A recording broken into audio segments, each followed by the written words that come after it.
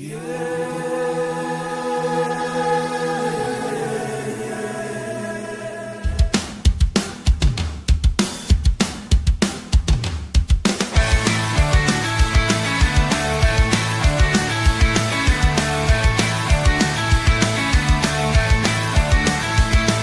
the summer solstice starts and we're sitting on a beach or fishing at the lake or just taking a break, the countdown clocks have started, fight songs pass the time. The days may run together, but you know that in our mind it's always Saturday. Take me back to Saturday. Saturday. Give me those 12 Saturdays. Spot the ball. March Madness is a blast, and we love baseball games. But nothing beats the feeling of having a killer slate of games. It's always Saturday. Take me back to Saturday. Saturday. Dreaming of all Saturdays. Spot the ball. Spot the ball. Oh, college football. Sat out your day.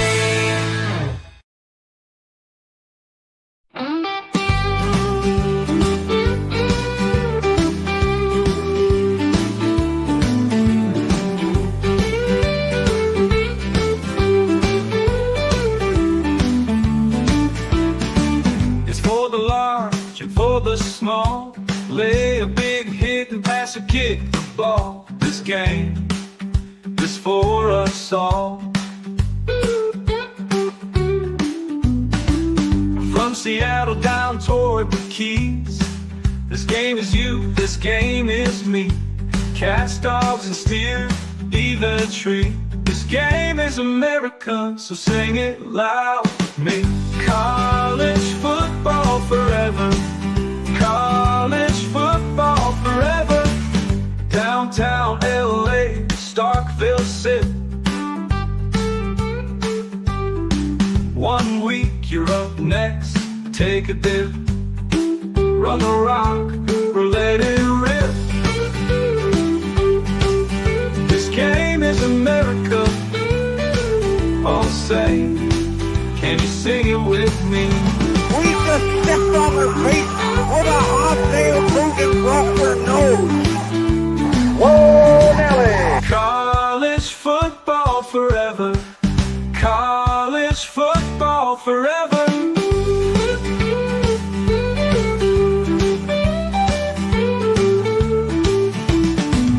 College football forever. College football forever.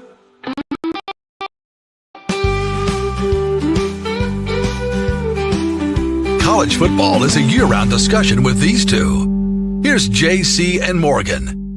Mike Morgan of ESPN and JC Sherbert of 24/7 Sports have you covered. Beginning right now. Oh, it is another installment of JC and Morgan. We are inching closer and closer to career installment number 300. We're not quite there yet. I am your humble host, Mike Morgan, along with a man right now. You see him, R2D2 is currently displaying his rescue video on a big screen. Help me, Obi-Wan. Help me, Obi-Wan. JC needs some help right now. Obi-Wan Kenobi, if you're listening, our own JC Sherbert could use you. He's been hijacked on a lake somewhere, and you need to go ahead and get the Millennium Falcon out to rescue him as soon as humanly possible. Those of you watching on YouTube or X or whatever, you understand that reference. If you can't see us, you're just listening to us on Spotify or iTunes or Google Play. Trust me, it's quite a sight to behold. He is literally flickering light. It's like Men in Black. Worse. It's like Men in Black, some light reflected off of Venus, and yeah. It's the sun gets a little shiny around here in the mornings, and my backyard faces the east, and so it's up there, and there's nothing I got the blinds closed, and it's just pouring in like like, I don't know, like Star Wars, I guess.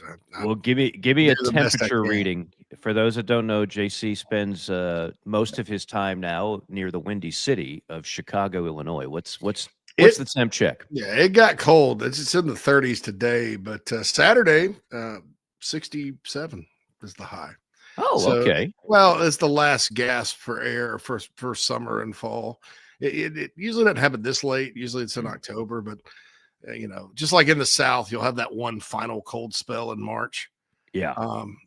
Up here, it's the fall is the nicer season, and so there's one final nice day, and that's good for Saturday. So I'll take it and then bundle up the rest of the time and see you guys on Memorial Day. Yeah, no doubt. Well, I've been back and forth, kind of all over here from Lubbock, Texas to Atlanta. I'm currently at Studio South, uh, down in West Palm, and it was in the 50s last night.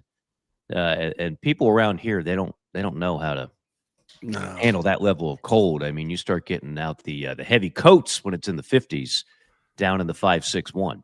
yeah, my wife and I have friends in Fort Lauderdale, and my other friend Mike that lives in South Florida. He lives there all the time. His wife and my wife became friends. They met at our wedding, and her name's Mary. She texts all the time, griping about the cold. Like it was in the 60s. She had a North Face hoodie on. I'm like, Oh gosh, nobody wants to hear that. no, it's sick, man. In the cold months when it gets to be 40 up here, if the sun's shining, Yeah. sometimes I'm in shorts and grilling out, dude. I mean, it's like it's just different. If So you're I get complaining it. about temperatures in the 60s, I think that's what we call a humble brag, is what that Yeah, is. no Oh, I doubt. don't know how I'm going to survive at 62. Nevertheless, so we are JC and Morgan, powered by Avocare, avocare.com. Get your Avocare products. I don't start any day without it. There's my blender. I've already been Sparked. Spark I've been using for 13 years. Rehydrate I've been using for about 8 now, which is great for a workout. They've got gummies to help you sleep. They've got all kind of daily vitamins, you name it. And if you use promo code Mike Morgan, you get yourself a 20% discount today. I was thinking about this, JC, always, like the kind of like the jumping off point for this show, because here we sit or stand, maybe, or maybe even you're jogging on a treadmill listening, but you and I are sitting, and it's November the 12th. It's as always, we say it becomes cliches. We say it every year. Season goes too fast. We yearn for it. We complain. How many more days? 87. Oh my goodness. And then it gets started, and you're like, whoa, whoa, whoa, whoa, pump the brakes, man. We're not ready for the regular season to end, but the end is very much in sight. We're less than a month away from the conference championship games, which are starting to shape up a little bit.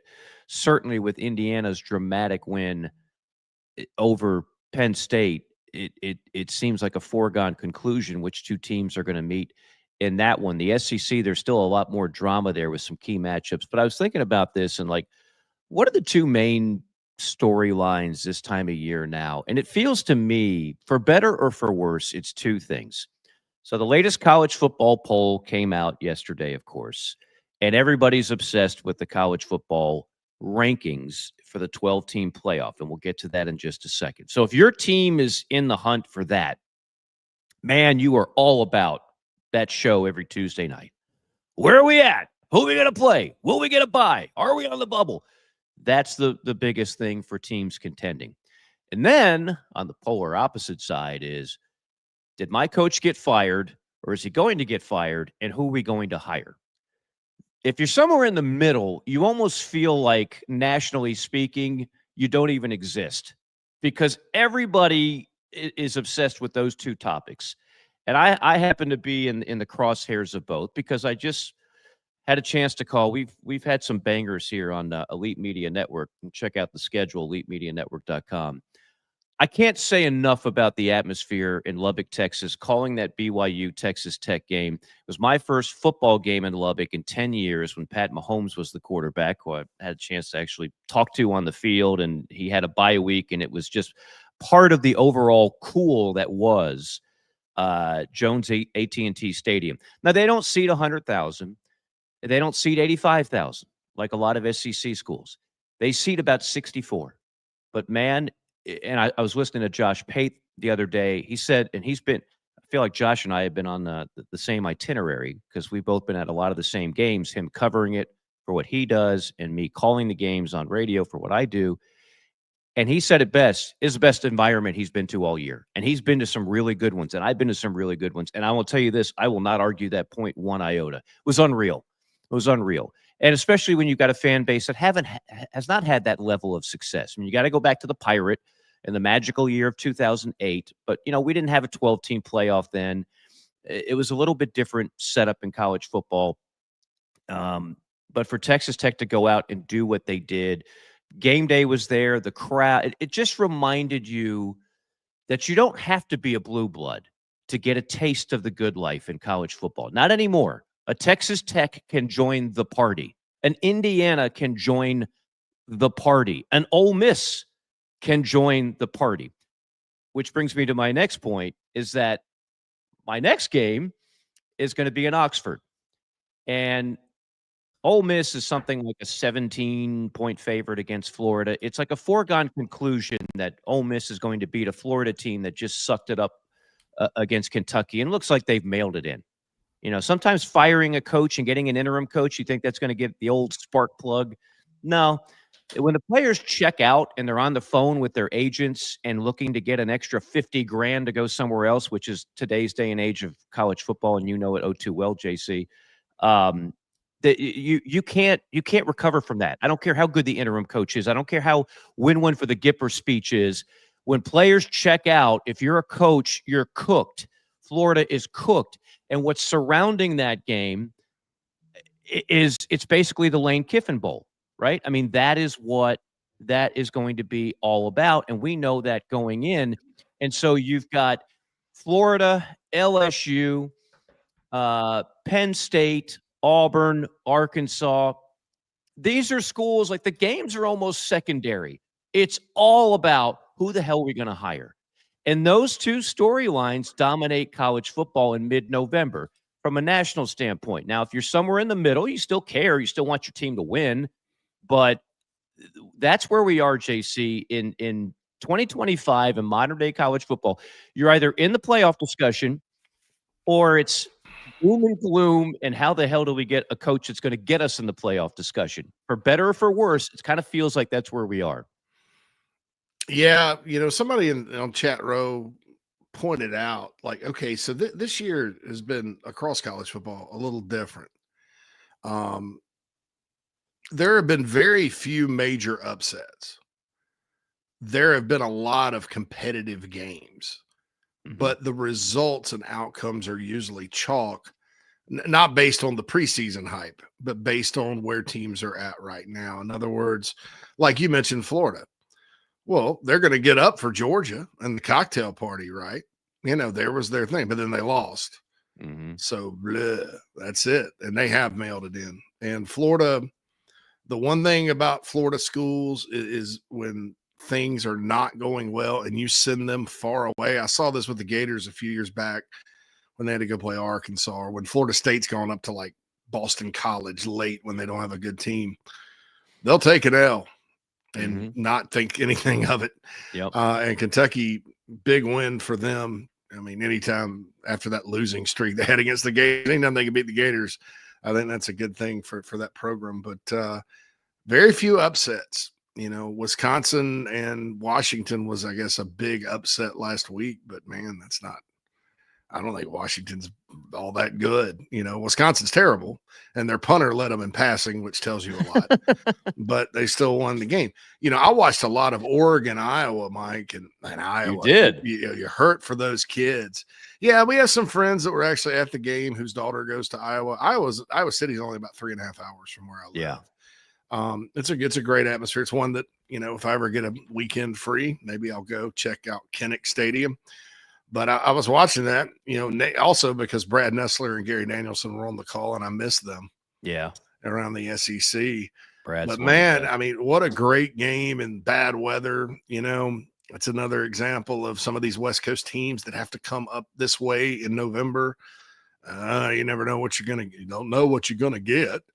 That was a great game. But guess what? Oregon pulled it off. Indiana, Penn State which Ugh. would not have been, obviously Penn State has enough talent to compete with Indiana. Yep. But man, you're like, oh, here, Penn State's going to kind of restore order or whatever. No, I mean, and that it's been that way all year. Alabama's played a lot of games where they've been on the Texas against Kentucky, Mississippi State on the road, and then Vanderbilt. They had the lead, and Mandy came back and cut it to 3 and scared the what out of them. But there's that. So that Vanderbilt could have been upset by Auburn. Auburn had a great day on offense. Guess what? Blood, guts, Diego Pavia. It's like clockwork. They won. So that's been really interesting this year. I don't want to call it a trend because things were different last season, and we're just now, we have to get about 3 or 4 years under us in the portal and NIL era, Mike, to really kind of say this is this and this is that. Mm-hmm. But one thing you nailed in the opener, man, is the door is open for non-blue bloods. I mean, and these teams are actually good. You looked at the Texas Tech up close. I got a question for you, the JC5, about your evaluation of that roster and those players, which will be good. But it's probably a better product for everybody collectively. But I think there are a lot of folks frustrated with it around the country because it's kind of upsetting their whole I guess what they're used to. How about that?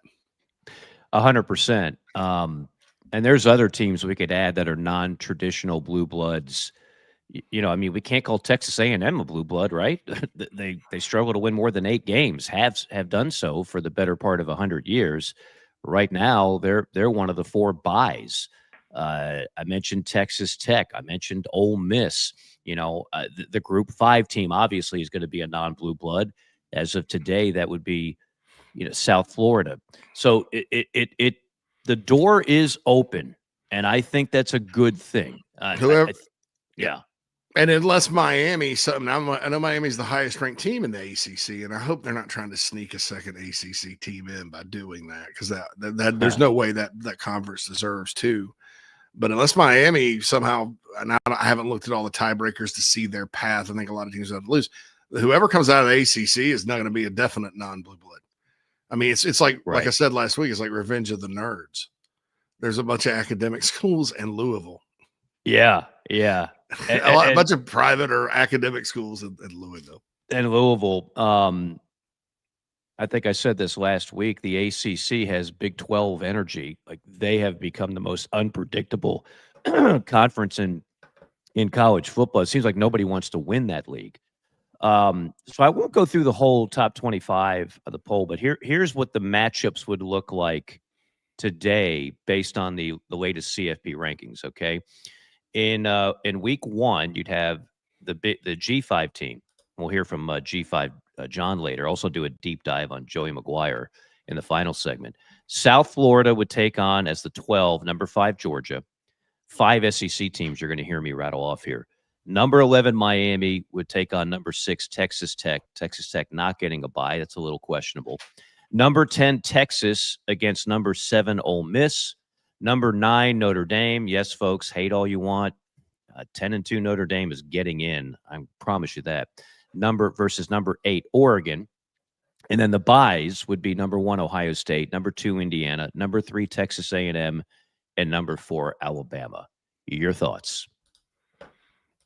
Yeah, I mean, like Miami's in there because of ranking. Obviously, they're going to need some help to even get to Charlotte, but they are the highest ranked team right now. I mean, you have a team in Duke, Mike, that's tied for first in the ACC on the loss side.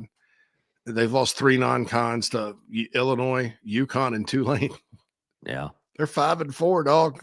Mm-hmm. They're not bowl eligible yet, but they could get to the playoff. But anyway, curious about some of these things. And I'll say this, as far as the SEC teams go, there is work to be done. And there are some potential, like, okay, I'll use Georgia, for example. Georgia, very nice, solid win. They finally blew somebody out like they're capable at Mississippi State. They're 8-1. We're used to them being good. Some people say shoe in for the playoffs, but let me just throw this at you. Let's say Texas beats them in Athens this weekend.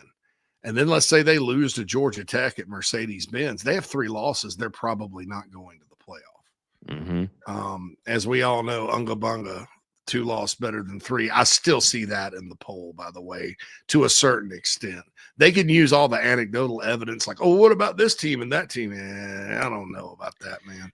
The only league that really got anti Unga Bunga is ACC. Yes, and They basically they gave the middle finger to the ACC, and I'm not saying it was unfair. I'm just telling you that they gave the middle finger to the ACC. If you look at the numbers and the records and where they put the teams, they're shining a bright light and saying you ACC are not that good.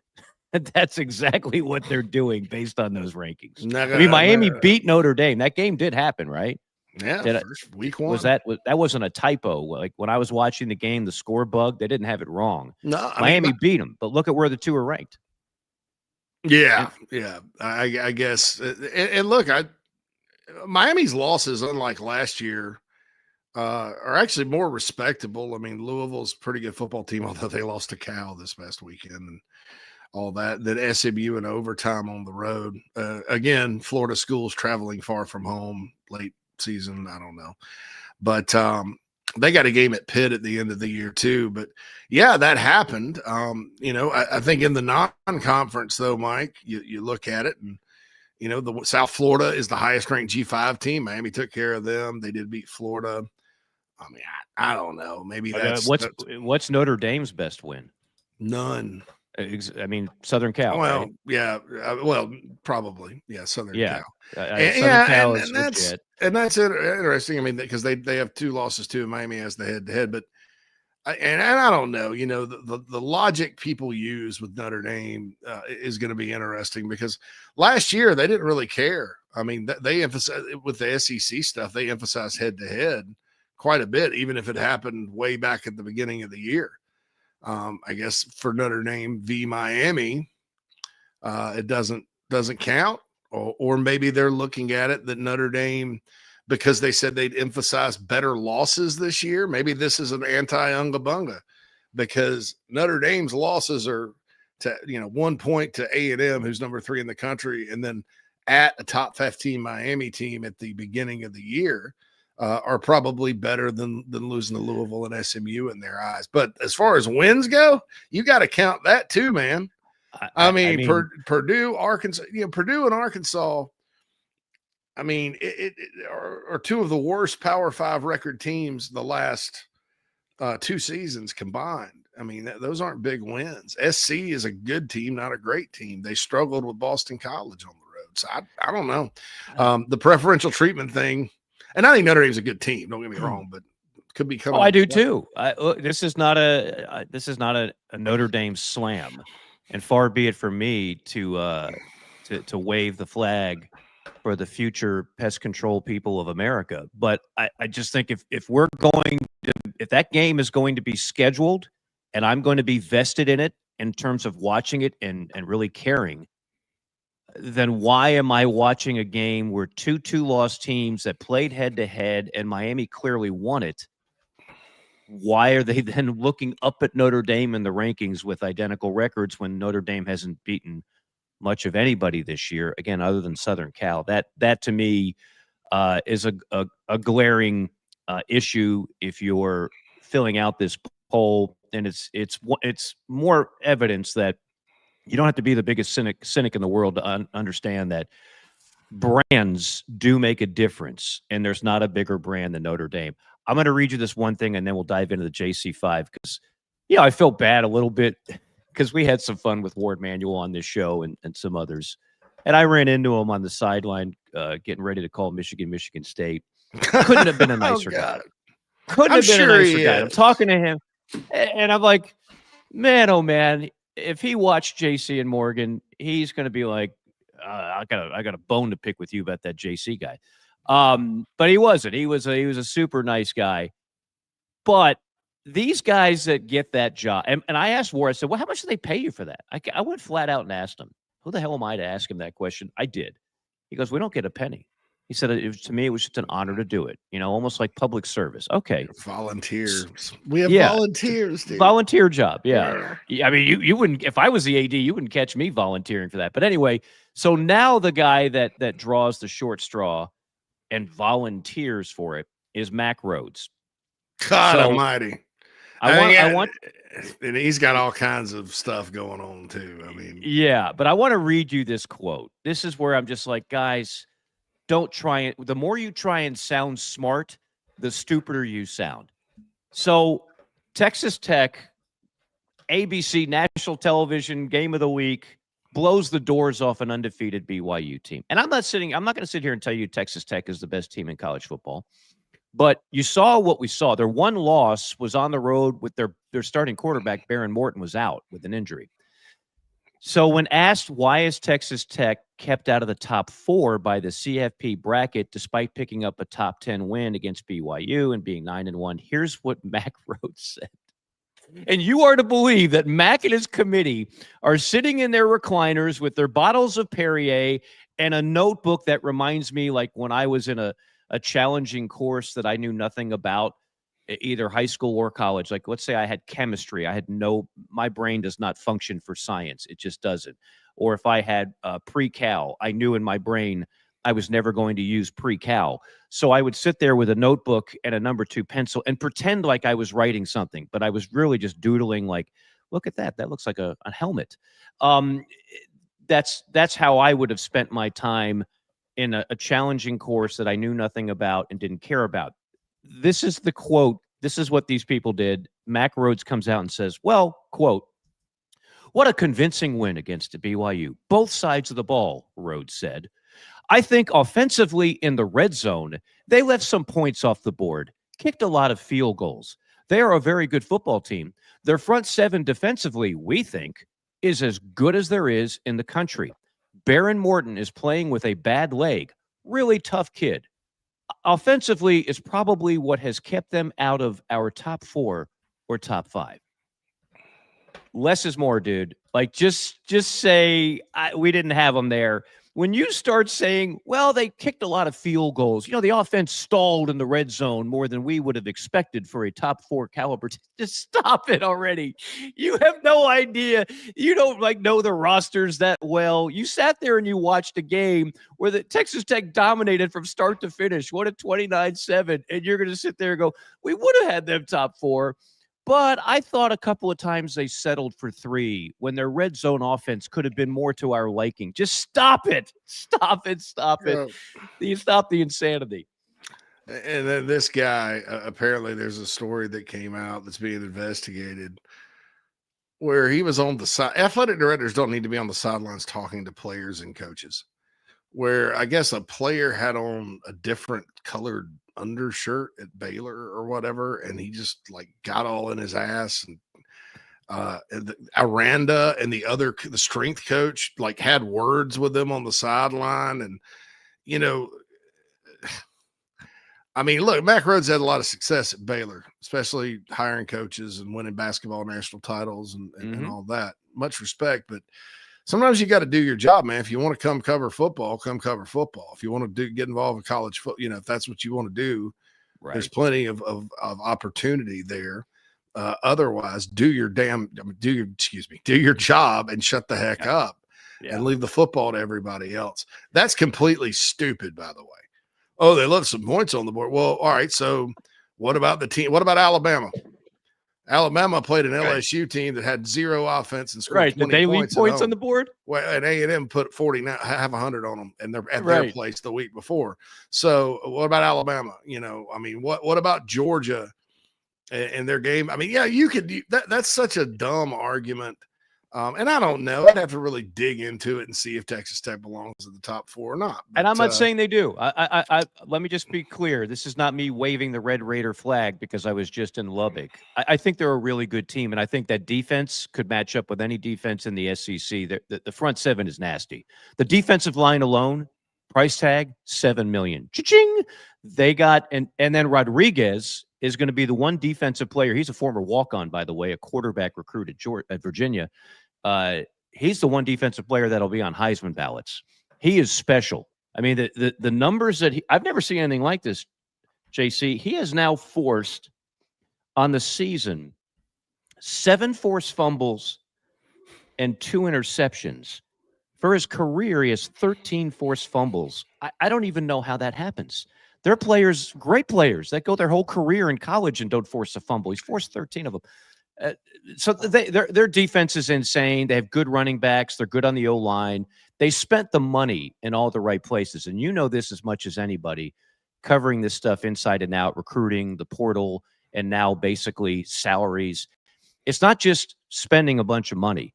It's how you spend it. It's where you spend it. And they spent it in the right places. Absolutely. That's the key. It's like Ohio State last year. Much was made about their salary or whatever. And so, you thought, well, they just went out and bought a team. Well, they really didn't. They paid for a lot of guys that could have been late draft picks to come back.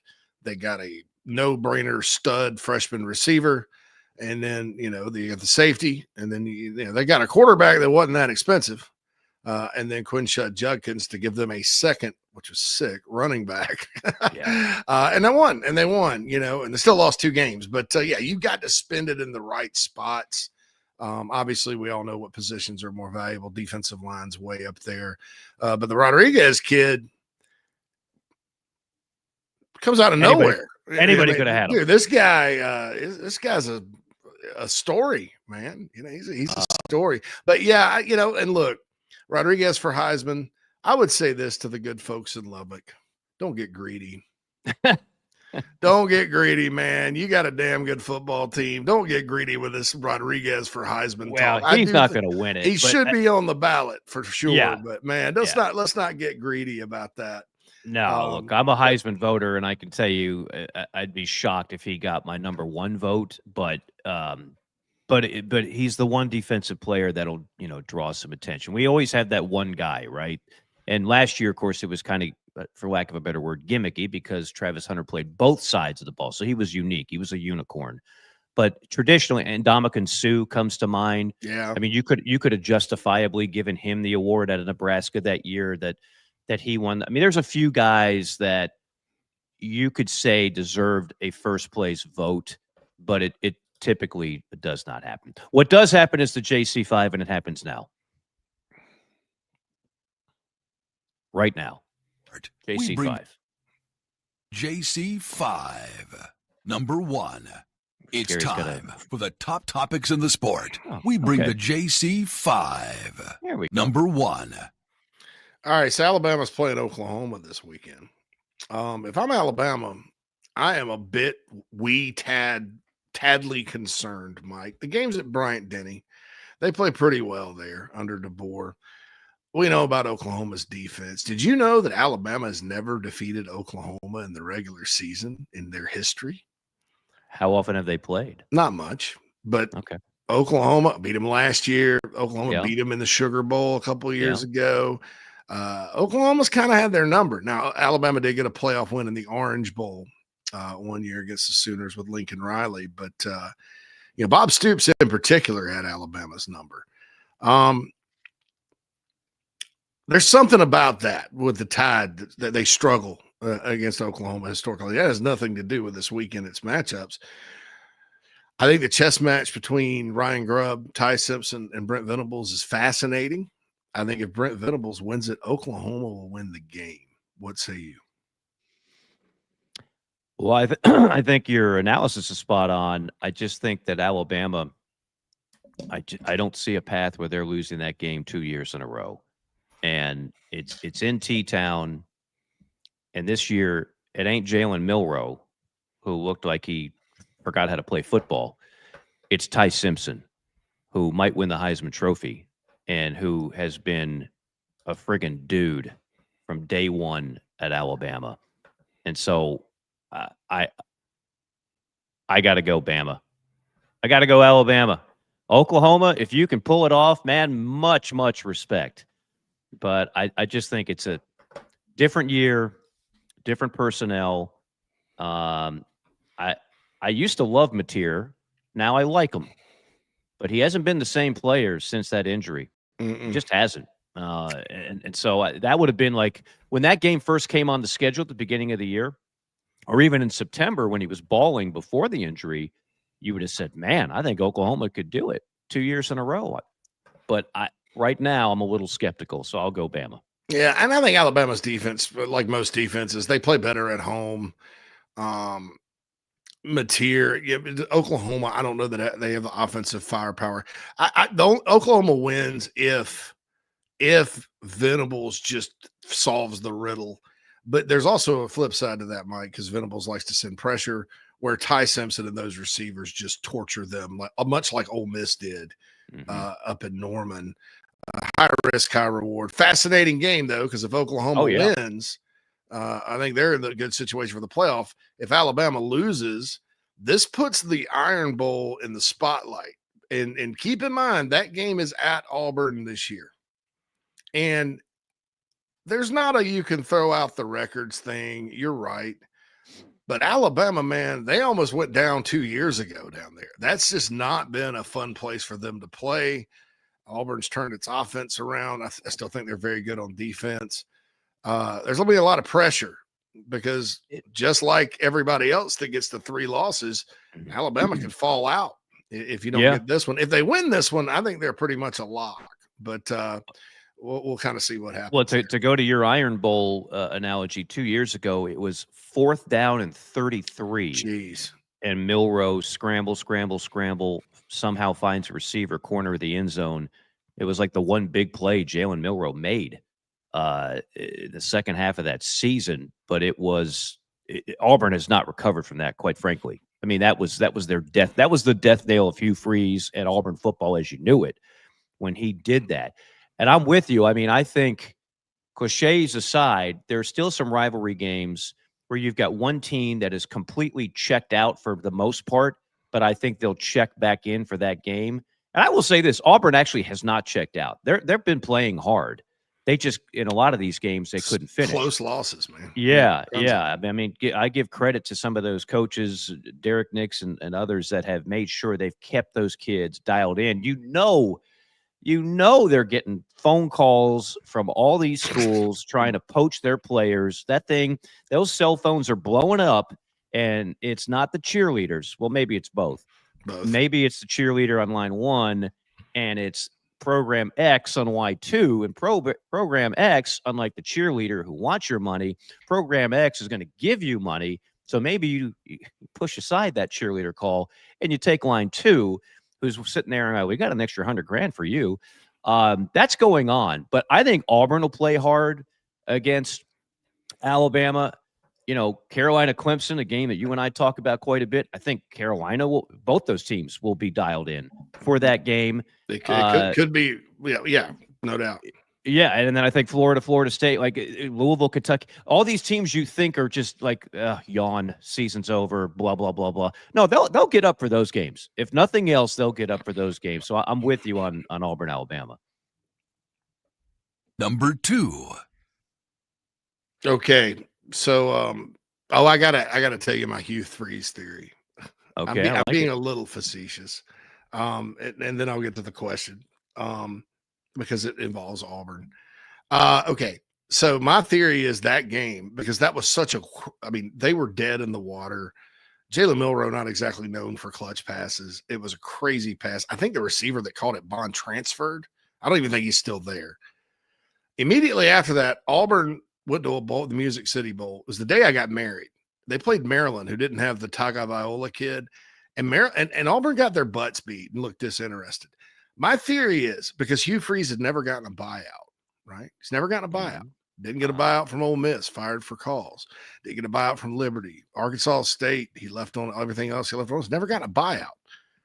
My theory is Hugh Freeze said, F this, after that game and said, I'm just going to do the bare minimum, and I'm gonna pretend like I'm doing okay with recruiting for a year, and then I'm just gonna get fired. And that's why we saw the crazy 3-headed monster play calling thing that he actually did. That actually happened. Look how much better that offense looked when they just had one play.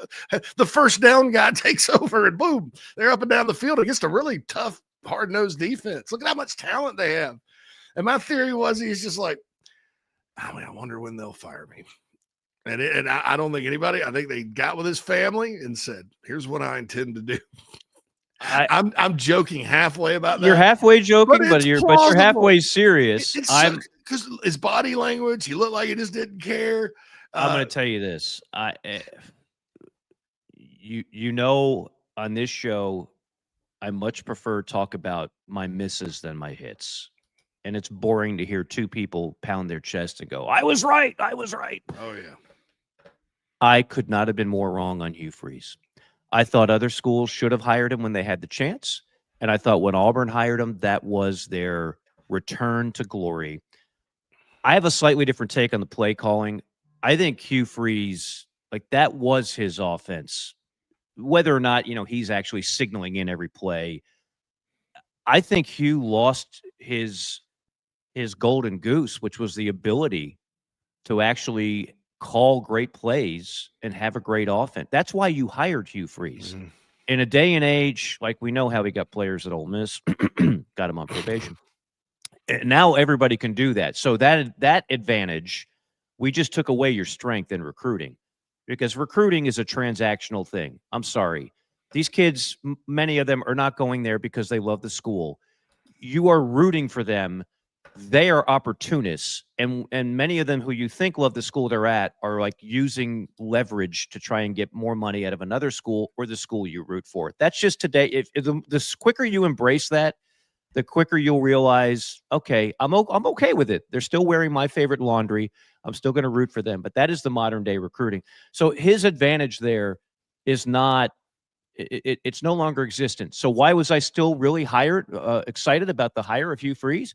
Because damn it, the guy was a great play caller at multiple positions and was an offensive guy. And if you look in the you look in the want ads, what does everybody want as a head coach? A guy that's got a great background calling plays, a guy that's going to get our offense out of the toilet. That is the common theme for most of these vacancies. And Hugh Freeze forgot how to do it. He lost his mojo. I don't know what happened. It's like if you were playing Tecmo Bowl and you were playing with Bo Jackson and you had those 4-run plays that were just indefensible, and then all of a sudden Hugh Freeze like switched teams and he went to Seattle or something, and he no longer had Bo and he couldn't dial up those plays like he used to. Anytime I can get a Tecmo Bowl reference, I'm jumping on it. So I totally missed on that. I will defend that hire. I will defend John Cohen and the Auburn Tigers going after Hugh Freeze, because everybody thought Hugh Freeze, with a second tour of duty in the SEC, would crush.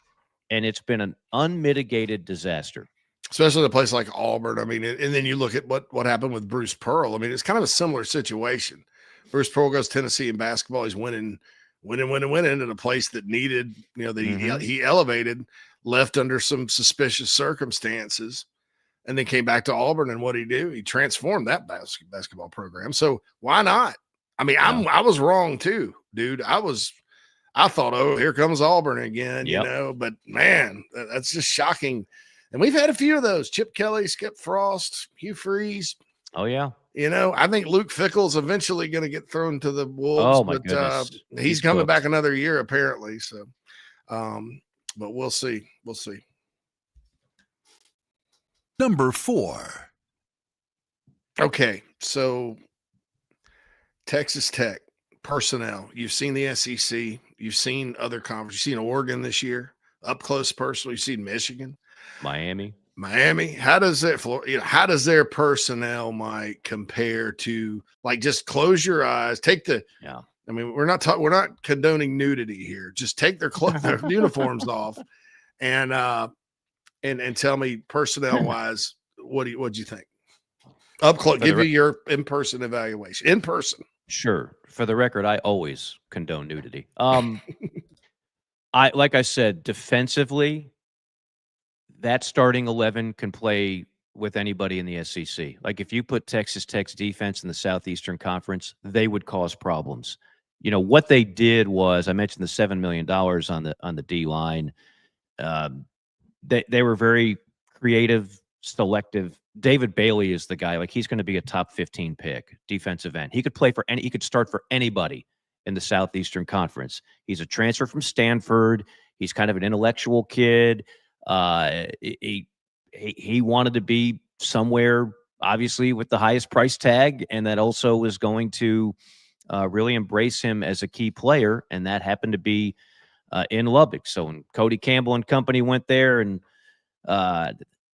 opened up the checkbook, David Bailey was there. Lee Hunter, Romello Height from Georgia Tech. These are guys that everybody wanted, and Texas Tech got them. And then we talked about Rodriguez at the linebacker spot. And then they've got these guys that are not high price tag guys, like a Cole Wisniewski. And he's a transfer from North Dakota State. I don't think he had a lot of stars next to his name, JC, but the kid just balls. He's everywhere.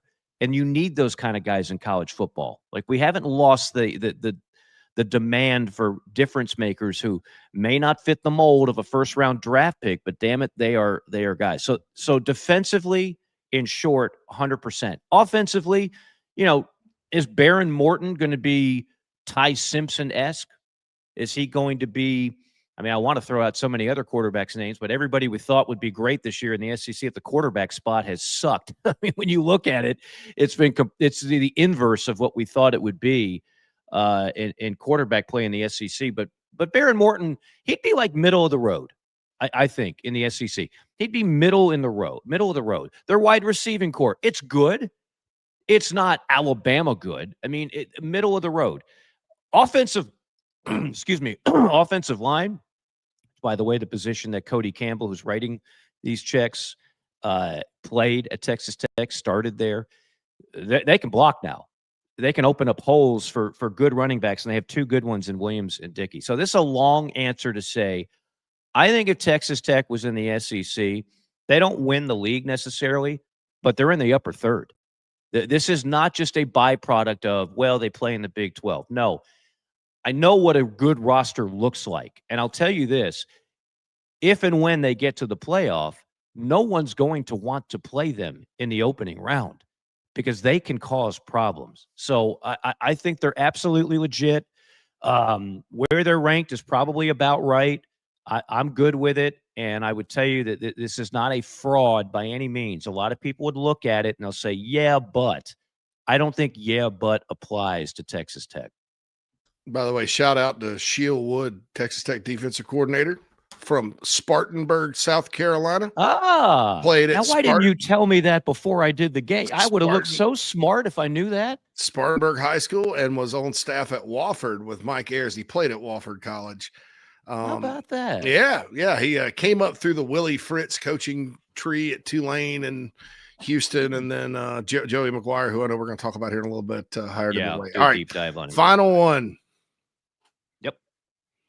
Number 5. Okay, do you care that Pat Narduzzi said in his press conference this week, when he was asked a hypothetical question about the emphasis on Notre Dame versus the two games at the end that could possibly put them in the playoff, and he said, "Oh no," he's like, he very casually said, "I'd take a 3-touchdown loss this weekend as long as we win the other ones." It kind of came across the wrong way, like he didn't care, or like it was going to be like a game that they'd be benched to put a starters on the bench or something like that. Do you care, or is this like just ridiculous overreaction? I think Pat Narduzzi doesn't strike me as the type of guy that, if he was playing checkers, I think he'd want to win. So just talk about that. Is it a big deal or not? I got to be honest with you. I'm catching up to this story. So you're saying Pat Narduzzi, the head coach of Pitt, did what exactly? He was asked in the press conference, because what Pitt needs one team to lose, like SMU or somebody, and then they play Miami at the end of the year, and they could go to Charlotte and get the berth in the ACC title game, which would put them in the playoff hypothetically, unless a second group of 5 passes every ACC team or the ACC champ. And so they play Notre Dame this weekend, right? It's a big deal. Notre Dame, anytime they play in a city where there's a ton of Notre Dame fans, which there are in Pittsburgh, it's a big deal. A big deal for Pitt. And he was asked, hey, we'll focus on this weekend, but if you win the 2 after, you're going to go to the ACC. So, and it was just some kind of hypothetical question about how hard is it to focus and blah, blah, blah, blah, blah. So would he just lay down and instead of saying, oh, it's Notre Dame. They have our full attention. We want to win Right. every game, which is what I know he's coaching toward. Sure. He just kind of says, well, nah, to be honest, if we lost this one and then won the next two, I'd trade that tomorrow. Yeah. And it wasn't like we're not starting our quarterback and we're just going to like teams that are like the Packers last year rested everybody against the Bears and lost because they'd already. So anyway. Right. He's not going to do that, but I know what you're saying. Like Yeah, it's not the message you want to give your fan base. Spurrier did this a lot during his time at Florida. When asked about the Florida State game, he would continually say, well, the SEC is our main goal. Beating Georgia is our main goal. Beating Tennessee is and the fans there, that's your in-state rival. Like, well, wait a minute now. Florida State's a big deal. You're like, yeah, it's a big deal. But winning the SEC, which he did 7 times in 12 years, that's really the main goal. And that drove a lot of people crazy. So coaches always know they can play the game and give the fans the red meat that they want to hear, which is, of course, it's a big game. They're all big games. It's Notre Dame, for crying out loud. But Pat Narduzzi strikes me as the kind of guy who's like, you know what? Screw that. I'm going to say how I feel. The 2 games after are a hell of a lot bigger, and I'm just going to be honest about it. But no, they'll have that team will have his full attention, and they will do everything they can to beat Notre Dame because it's freaking Notre Dame. But I understand what he's saying. It's one of those things where you're just better off not saying it. All right, that does it for the JC5. When we come back, we got a deep dive, and we've got G5 John and a look ahead to another great Saturday of college football here on JC and Morgan. Morning, Carl. Usual? Yeah. Your oldest was in here the other day. Said the 2 of you took a trip down to my neck of the woods. How'd that go? You might as well give me one of those Carolina cars while you're at it. I knew I liked that one. Yeah. There you go, my friend. Thanks. Hey, Carl. Welcome to Palm Casual Patio Furniture. Because we are the factory, Palm Casual has the ability to offer the highest quality outdoor furniture paired with world-class service. Since 1979, our factory showrooms have done our best to make the buying process as easy as possible for our customers. Our understanding of the many factors that go into your decision has helped us create our 30-day trial period that increases the level of comfort our customers feel during the shopping experience. Visit us in Somerville, Mount Pleasant, Myrtle Beach, and Bluffton, and online at palmcasual.com for our products and out-of-state locations. Go Gamecocks! Hey, folks, want to tell you about our friends at Titan Construction Group really quick. They're a mid-Atlantic based general contractor, specializes in retail, restaurant, and office construction. TCG strives to separate itself from other general contractors by adding value every step of the process. From project budgeting to estimation, value engineering to construction, they focus on those relationships and not the transaction. Titan builds partnerships one project at a time. Among their clients are Starbucks, Crumble Cookie, Blake Pizza, Home Goods, 15 plus years experience, based in Midlothian, Virginia, and contracted in Virginia, West Virginia, North Carolina, and South Carolina. So get on their website, TitanCGinc.com. That's TitanCGinc.com. Get in touch with Brad if you're in need of a general contractor that focuses on going above and beyond for their clients. That's Titan Construction Group, a proud sponsor of the JC and Morgan podcast.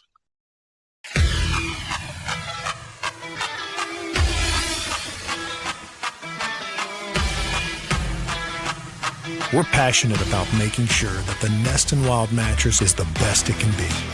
Made well and made right here in Tupelo, Mississippi. So how can we do all that? Work. Hard work. And that means something. The Nest and Wild mattress is a movement. It's a pride in where you come from and where you're going. So get comfortable, because this movement is just beginning.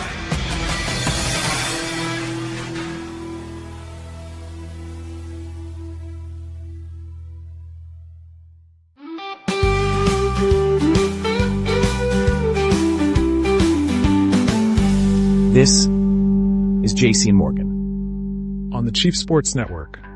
College football forever.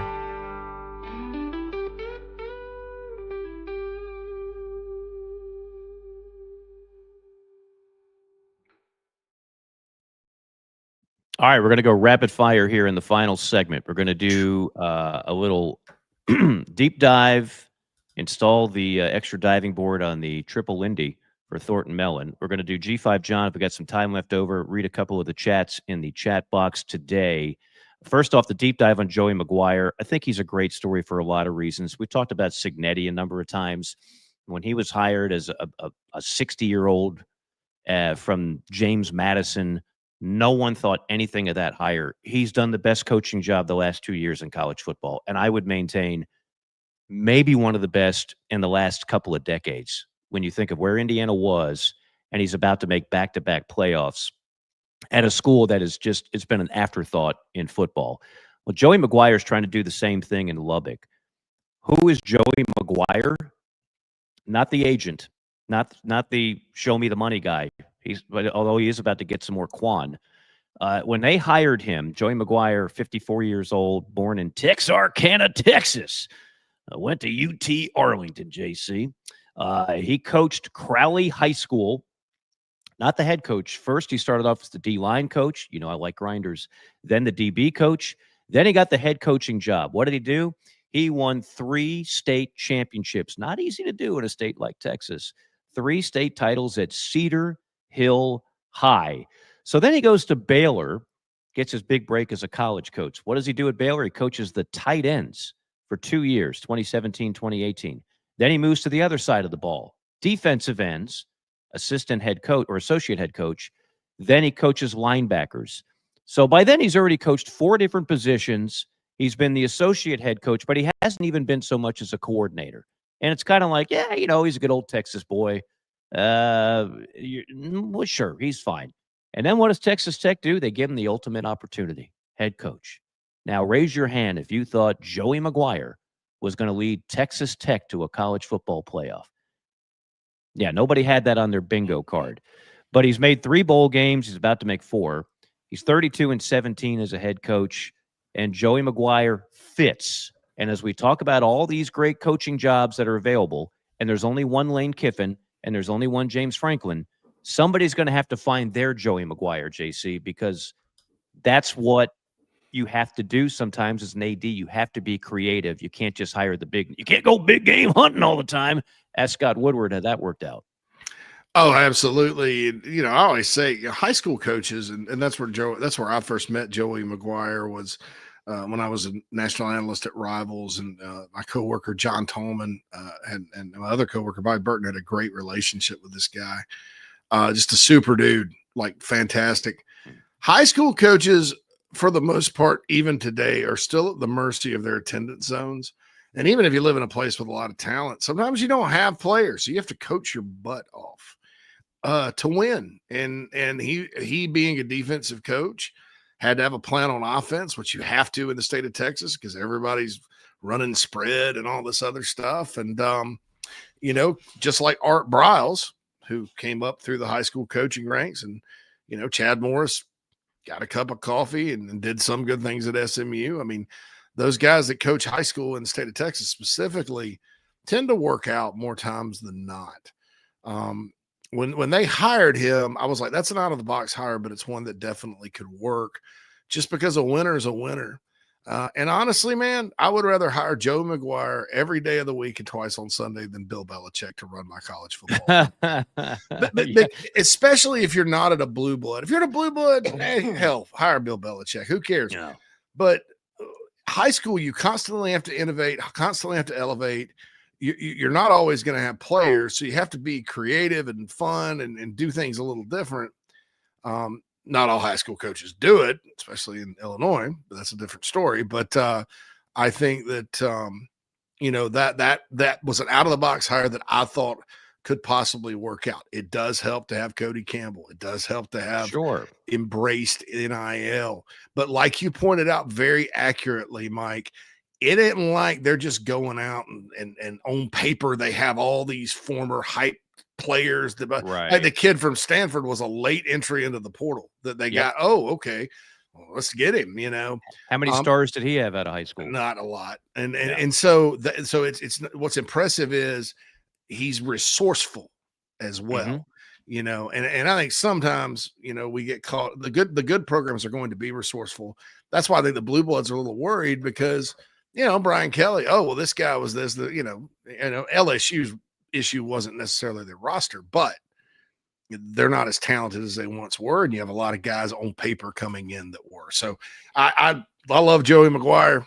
I'm probably adopting Ole Miss as my college football playoff team because of Ole Miss, but Texas Tech will be right there. I'll feel like a hypocrite if I pull for Indiana because I was so against them last year. But after watching them this year, I stood by what I said last year about them.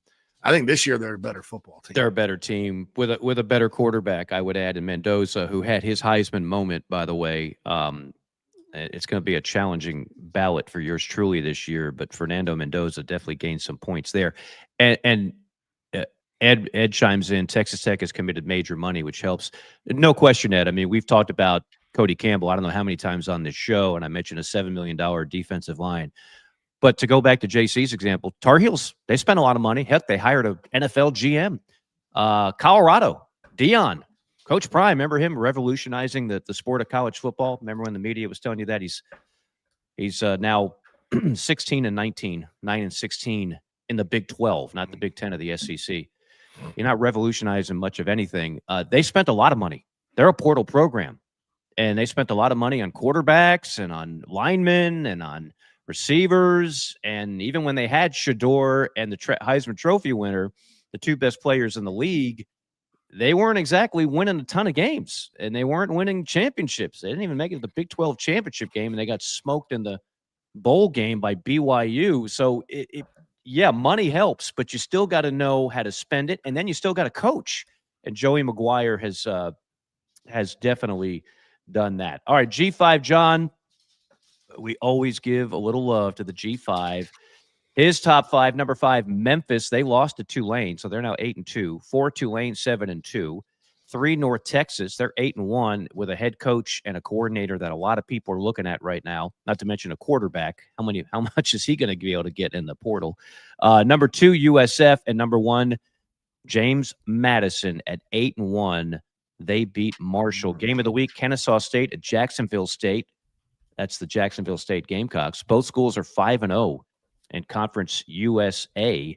Player of the week: UConn senior quarterback Joe Fagnano, who threw for 311 and 3 touchdowns, and they beat Duke 37-34. Shout out to Hawaii, who is bowl eligible at 7-3. Fourth-year coach Timmy Chang has a couple of big wins this year against Stanford and UNLV, and he's already got the Rainbow Warriors to a bowl game in his 4 years as a head coach. Very happy for Jim Mora Jr. for the University of Hawaii, who their government needs to get off their ass and build the new Aloha Stadium because we all miss Aloha Stadium. But they're playing on a practice field and have been. And Kennesaw State, when they started that program, Mike, where Kennesaw State is. You live. Oh, yeah. I can drive there and when you're at less than an hour. Your northern studio, it's a hop, skip, and a jump from there. Big commuter school, state of Georgia, lots of student bodies, been okay at basketball at times. Not surprised to see them doing well in Conference USA. So, all right, some quick from chat row. Harrison, all the major Florida schools seem to quit when things aren't going well. Florida State looks like they kind of checked out over the course of the game against Clemson. Yeah, I talk about this all the time. That swagger that people always talk about the Florida schools. The moment things start going well, that swagger sometimes seems to work against them.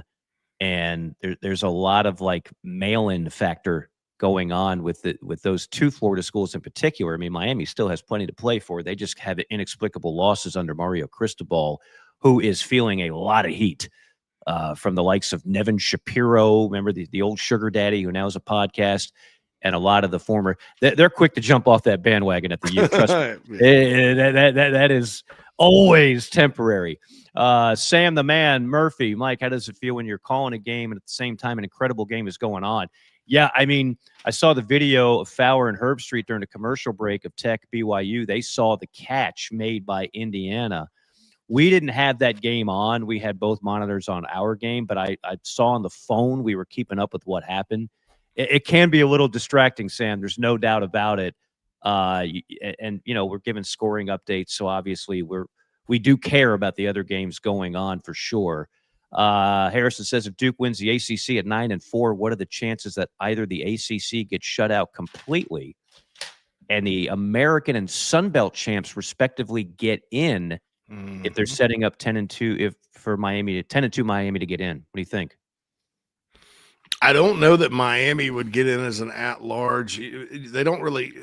Well, it depends on what happens in the SEC, because SEC 10-2, the loss counters are not going to have an argument. But Miami at 10-2 and Alabama at 9-3 under the scenario, or Texas at 9-3, that could get tricky. But could the ACC get shut out if Duke wins out and wins in Charlotte and they're below? Yeah, I mean, South Florida would have to win out, and JMU or whoever would have to win out for that to happen. Duke would be sitting at 9-4.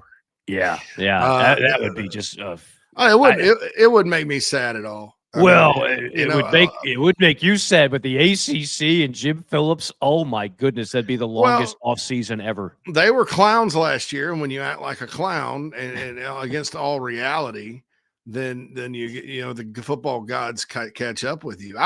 People think it's maybe a Clemson thing, since I don't like Clemson. No, I think Clemson's a victim in that conference. I think it's been completely mismanaged. They kind of tend to make decisions based on, I'll get you now. And it's like the dumb, like Inspector Gadget, like the Professor Claw or whatever, that always try, I've got Gadget now. And then that's how they, oh no, you really didn't.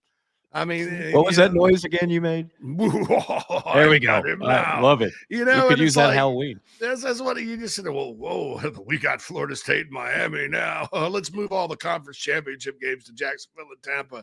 And then you get Virginia Tech, Boston College, and Georgia Tech and Wake Forest in front of 20 people. I mean, and that started it.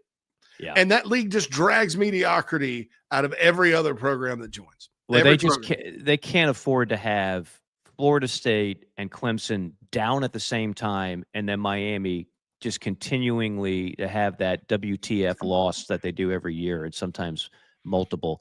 I'd kick NC State out of the league too, because I'd just be like, listen, you're going to go 7-5, 8-4 every year, but you're going to screw it up for some of these other teams. You need to just get Dave Doran's number, invite him out to a nice meal, and then cuss him out for an hour and a half.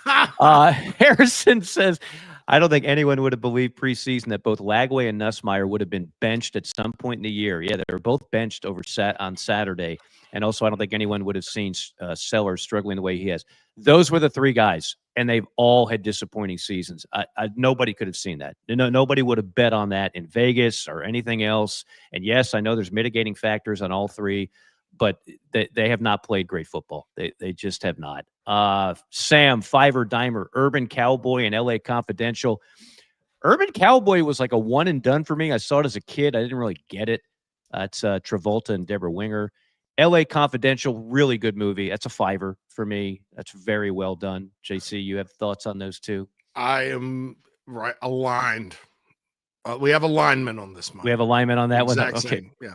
Always love alignment. LA Confidential may be up in the little past 10 for me. Dimer for me. Also a dimer. I mean, it's worthy of a dimer. I just haven't seen it that many times. I will say this, and I love me some Kim Basinger. If you saw 9.5 Weeks as a teenager, it changed her life. But I don't know how she won an Oscar for that movie. I think she said like 27 words, and they gave her an Oscar, which was ridiculous. Doc Graybeard, yeah, Elko deserves more credit.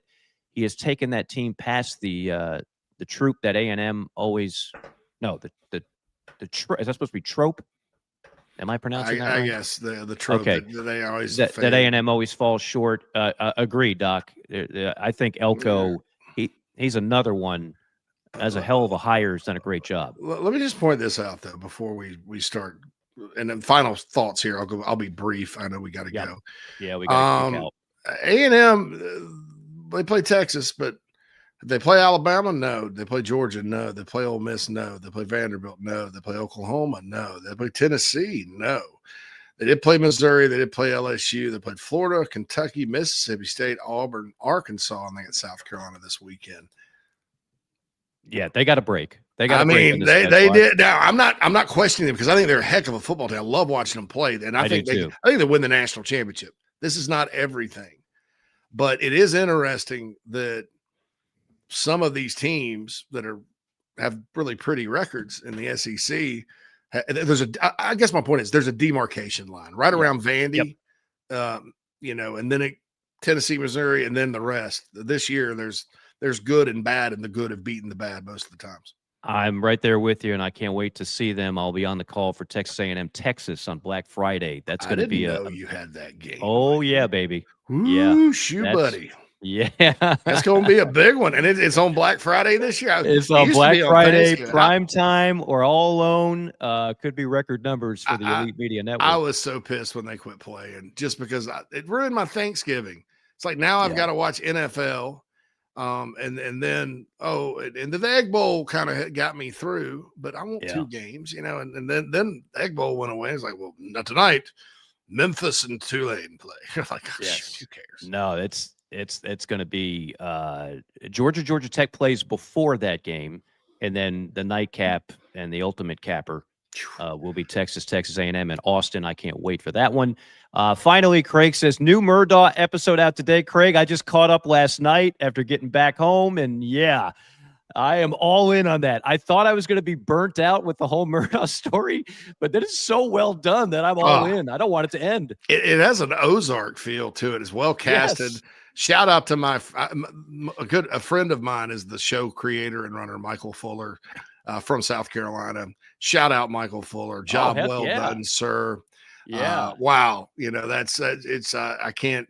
I was with you. I was like, well, I'm going to watch it because my friend created it. And then I was like, right. I was like, this is it. It's like my theater professor used to say, this is interesting. This is quite This is interesting. That was a good thing when he goes, that's very interesting. I was like, oh, thanks, Jim. Oh, it is. It is good.